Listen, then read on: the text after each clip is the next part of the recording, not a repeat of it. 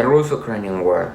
There was too much disturbance around the world before the war began, and one of these disturbs was racism.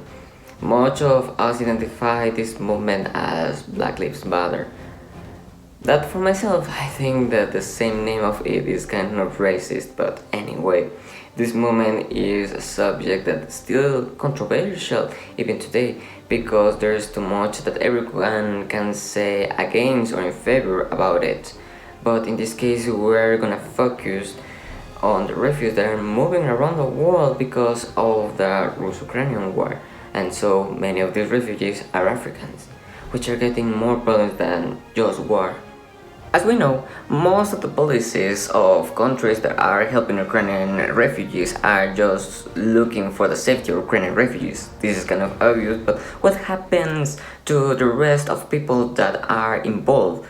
There are many cases of people that have been treated differently, such as Nigerians, which are African people that came to Ukraine as students, as workers, so they are going to affront the discourses alone of who is supposed to help them and how. We need to remember that there will be almost 4 million refugees that are mobilizing, so the amount of cases in which there will be any abuse against them is more than probable to occur. The discrimination, facing pushing backs, racism, threats. But we need to understand that not everything is wrong. There are many entities around the world that are helping Ukrainians to get out of the country, like Poland, Hungary, Slovakia, Germany. Many people will ask the reason why there's still people making trouble about racism in the middle of a war. Well, it's because it is part of it, unfortunately. The topic of refugees, of everyone in the world, is going to be different, such as there are places that don't want to continue assisting immigrants that are looking for a better life, such as in the case of the United States and many countries in the European Union. The problem with this one is that people that are looking for a better life in Europe are Africans, and those ones have been trying to enter these countries before the war started. There are protests in the United States that allege the reasons why the same country is accepting Ukrainian immigrants instead of African ones. These people also were looking for a safe place out of the civil war in their countries, natural disasters, and also xenophobic movements that are actually kind of radical and deadly. In other cases, Africans that want to leave Ukraine, in this case students, are facing bad treatment. Even if they are legal or even young, they allege that the authorities give priority to white people for trespassing.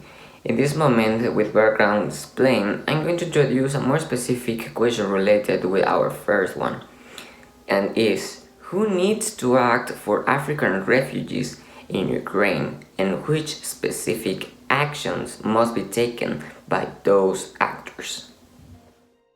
For first instance, people will ask for actions for European Union and Ukraine to protect every single refugee involved in war, but most of the actions that involve Ukraine are being managed by their government and neighbor governments.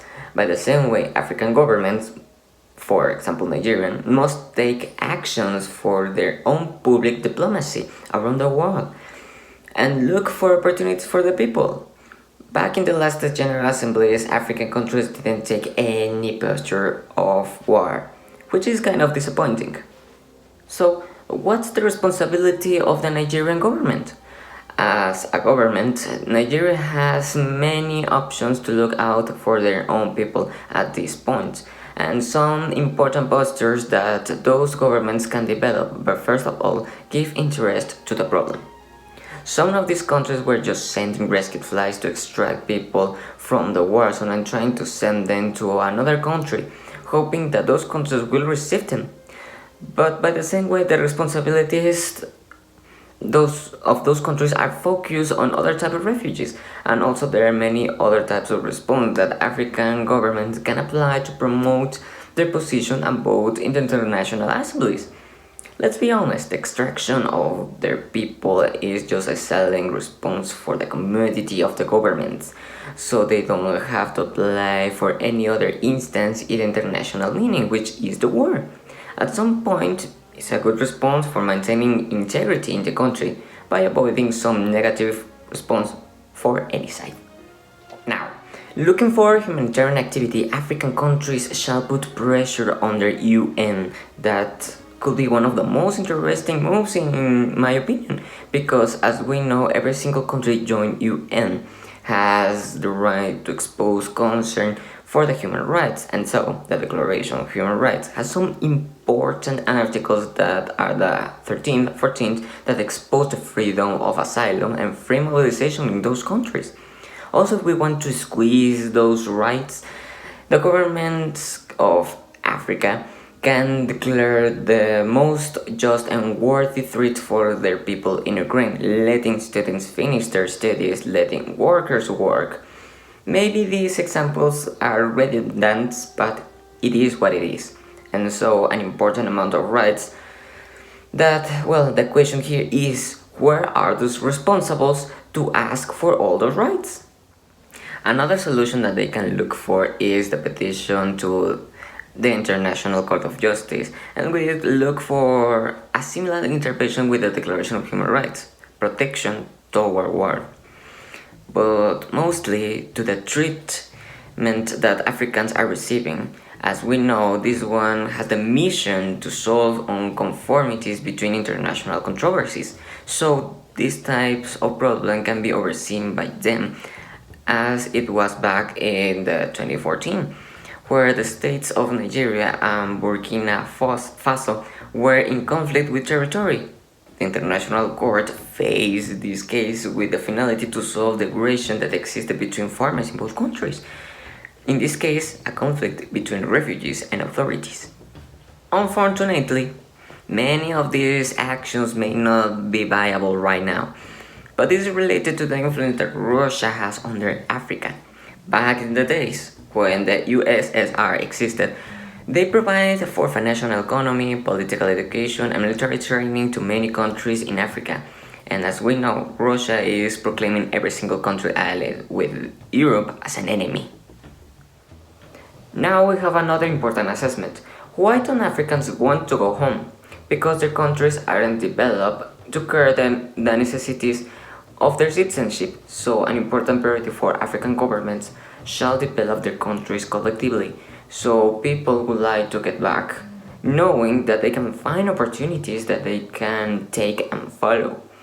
So this means that they shall have importance between their international relations and also the same concern with their countries. It doesn't even matter if they're related to Russia or to the European Union. By another point of view, the European Union has some programs to combat African immigration from the roots.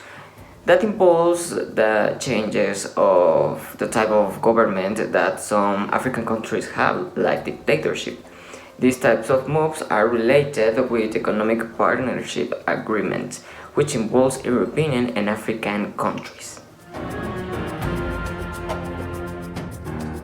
With all this said, African countries must act around the development of their countries by the topic of international authority and national integrity.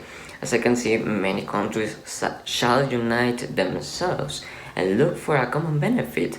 Also, these benefits can be manifested as social and economic improvement that will bring stability to those countries.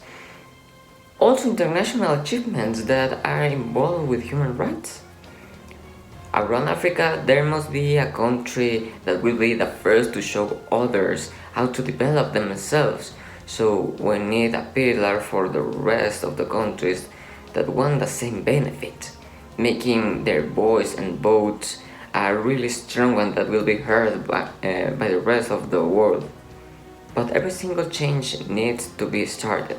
So I think that it's time to do it.